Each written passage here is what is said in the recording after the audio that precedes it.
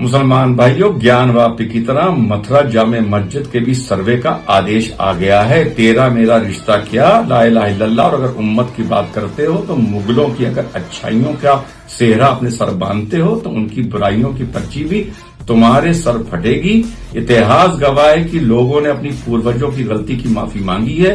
हिंदुओं से माफी मांगो कि इस देश में जो मुसलमानों ने गलतियां की थी उसके लिए हमें माफ कर दो। हिंदुओं के साथ बैठो, कागज कलम लेके, और उनसे पूछो कि क्या क्या गलतियां की थी, और सबका हर्जाई, सबका भरपाई तुम्हें आज करनी पड़ेगी। जो भी मंदिर तोड़े गए थे हिंदुओं को वापस लौटाओ, तभी आने वाली नस्लें इस देश में चैन से रहेंगी और देश और कौम तरक्की करेगी। चौको मत, पहले इनको सुनो। गुरुजी, ये आपने स्वेटर क्यों पहन रखा है? नहीं, इसका कारण ये नहीं है। कारण ये है कि आप सर्दी से डरते हो। कारण नहीं है कि सर्दी है, आप सर्दी से डरते हो। मैं सर्दी से डरता नहीं हूँ ना यार, ये भाई बहन की अजीब कंडीशन है। हमारी नाक इंदिरा की तरह है, इस मारे हमें प्रधानमंत्री बना दो। भाई कहता है मुझे ठंड नहीं लगती, इस मारे मुझे अपना नेता बना दो। कोई कहता है राहुल कितना चल सकता है, इसलिए उसको देश का प्रधानमंत्री बना दो। अरे यार, अगर चलने पर, भागने पर, दौड़ने पर, ठंड लगने पर प्रधानमंत्री बन रहे होते तो मिल्खा सिंह को प्रधानमंत्री बनाते ना, उसके बाद पीटी उषा को बनाते, उसके बाद किसी जैन मुनि को बनाते जो नग्न घूमते हैं।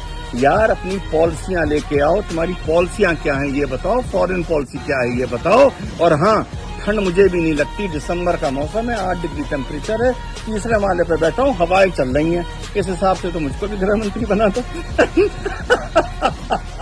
जैन भाई इसलिए प्रोटेस्ट कर रहे हैं कि झारखंड गवर्नमेंट ने उनके एक तीर्थ स्थल को टूरिस्ट स्पॉट बना दिया है। इधर जाहिल आजम ओवैसी बेगानी शादी में जाहिल दीवाना कह रहा है कि हम मुसलमान आपका जैन भाइयों का सपोर्ट करते हैं। अरे ओवैसी, ना तो जैन जवान ज्योति तोड़ेंगे, ना जैन किसी शहर का रास्ता 4-5 महीने के लिए रोकेंगे, ना जैन अपनी किसी पूजा पद्धति के दिन हाथों में पत्थर लेके पत्थर जलाएंगे, और ना जैन छुरा लेके किसी का गला रेतेंगे। तू अपनी और अपनी कौम की देख, जैन भाइयों का ठेका लेना छोड़। वो सबसे ज्यादा समझदार कम्युनिटी में तो आती है। अपना देख, अपनी कौम का देख, ज्यादा ठेकेदार ना बन, चार मीनार की गली के नेता। मुसलमानों, 2023 मुबारक हो। राय दे रहा हूँ, दूसरों के साथ रेजोल्यूशन लो कि समन्वय बिठाना सीखोगे।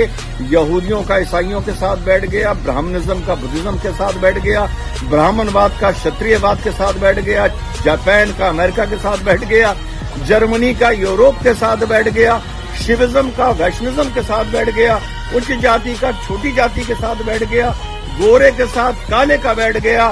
सिर्फ शिया और सुन्नी का, देवबंदी बरेलवी का आपस में नहीं बैठा।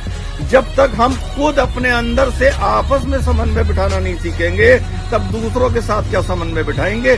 1400 साल पहले शिया और सुन्नी एक दूसरे की तरफ तलवार निकालते थे। आज 1400 साल बाद शिया सुन्नी, सऊदी अरेबिया और ईरान एक दूसरे की तरफ बंदूकें और मिसाइल निकाल रहे हैं। समन्वय बिठाना सीखो, तभी देश की और दुनिया की मुख्यधारा में चल पाओ।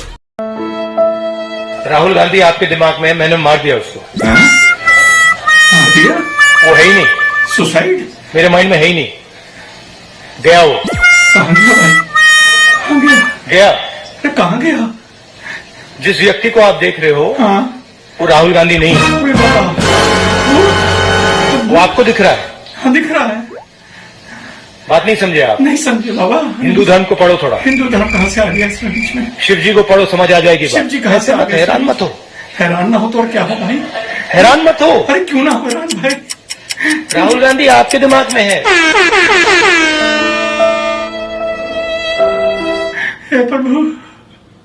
सुबह सुबह क्या हुआ, 6 बजे हम निकलते हैं, 3 गरीब बच्चे मेरे पास आ गए। फटी हुई शर्ट थी, और जब मैंने उनको ऐसे पकड़ा, वो कांप रही थी, ठंड से कांप रही थी। उस दिन मैंने निर्णय ले लिया कि जब तक मैं नहीं कांपूंगा, मैं टी-शर्ट पहनूंगा। जब हमने जांच की तो पता चला कि भारत जोड़ो यात्रा केरल कन्याकुमारी से सितंबर 7 को शुरू हुई थी। तो पता चला कि सितंबर 7 को कन्याकुमारी का टेम्परेचर तापमान था लगभग 30 डिग्री सेंटीग्रेड। ये यात्रा केरल में 18 दिन रही और कन्याकुमारी से चलकर ये यात्रा पहुंची त्रिवेंद्रपुरम, जहां पर सुबह 6 बजे का तापमान था 7 सितंबर को 27 डिग्री सेंटीग्रेड, और नमी यानी ह्यूमिडिटी थी 80 डिग्री, यानी वहां पर कड़ाके की उमसदार गर्मी पड़ रही थी। 2 महिलाएं गर्मियों की वजह से बेहोश होकर गिर गई थी। पानी पिला रहे थे। तो दुनिया भर के मौसम के वैज्ञानिक जुड़ गए हैं ये पता लगाने में कि कन्याकुमारी में राहुल गांधी जी कौन से नुक्कड़ से निकले थे जहां पर बर्फ गिरी थी और जहां पर 3 लड़कियां ठुठुर रही थी। पांडवों ने डिमोनेटाइजेशन किया क्या? नोटबंदी की थी क्या? गलत जीएसटी लागू की थी क्या? कभी करते? कभी नहीं करते। क्यों नहीं करते? क्योंकि वो तपस्वी थे।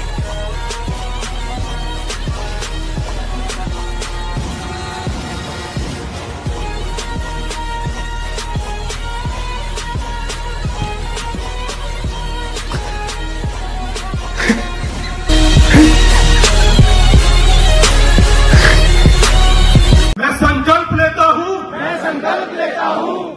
सनातनी होकर भारत में रहूंगा जाति पाति नहीं पहले राष्ट्र बाद में कास्ट। संकल्प लेता हूं एक होकर एक परिवार होकर सनातनी होकर रहूंगा। साथियों, सुना और देखा मेरे मित्र स्वामी दीपांकर कितना सकारात्मक प्रयास कर रहे हैं। बंदा जाड़ों में गांव गांव घूम रहा है, सनातनियों को शपथ दिलाते हुए एक सकारात्मक एकीकरण।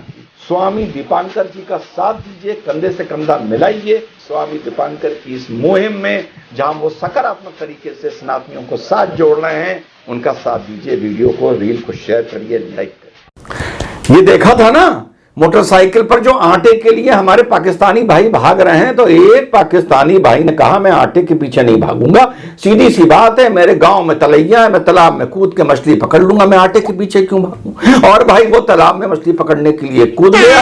मछली भी पाकिस्तानी थी, उसको भी आटा नहीं मिल रहा था, मछली भूखी थी, उसका चारा खा गई। इससे ज्यादा मैं आपको नहीं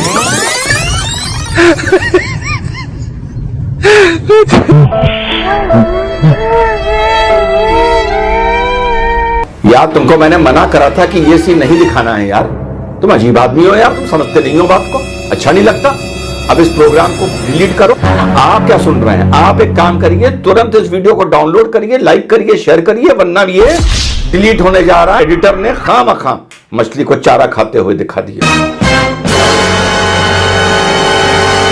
चीमा, तुम लोग नंगे हो गए हो, नंगे, और तुम्हारे लिए ये लेके आया हूं केले का पत्ता, और इसमें मैंने बना दिए छेद।